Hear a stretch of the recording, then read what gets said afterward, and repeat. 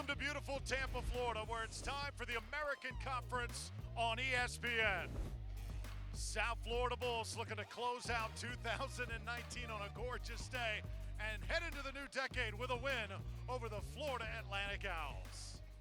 Great to have you with us, everybody. Drew Felios alongside the former UCF star, Mike O'Donnell. The Bulls playing pretty good basketball considering all the obstacles they've had to face this year, including playing without Alexis Yetna, and Mike, they're going to be even more shorthanded here today. Yeah, we just got word David Collins out for this game, as well as Marchevich and Williams. That means Zach Dawson, Xavier Castanet, they have to step up, and with Marchevich out, Michael Durr cannot get in foul trouble in this game. Bulls also going to have to deal with FAU's best player, Jalen Ingram. This young man can do it all. Really an outstanding wing, preseason all-conference member in Conference USA. Head coach Dusty May told me at shoot-around that he believes Jalen Ingram is talented enough to be a Player of the Year candidate next season. He can score inside, outside, a great physical guard. Going to be a tough matchup for South Florida this afternoon. Meanwhile, for the Bulls, LaQuincy Rito, steady as she goes, but he's going to have a lot more on his plate today without Collins. Yeah, it really feels like South Florida is about to really turn their season around. I think the play of Rito as of late is a big reason for that. Last 6 games, he has scored or assisted on 43% of USF's field goals. The better that Rito plays, the better that South Florida plays. And now it's time for Mike's X's and O's. Size it up, Mike. FAU and South Florida. You have to take care of the ball in the half court against South Florida because you don't get any extra chances. South Florida rebounds the ball way too well. I'd love to see Florida Atlantic attack the rim. South Florida, one of the worst shot blocking teams in the American Conference.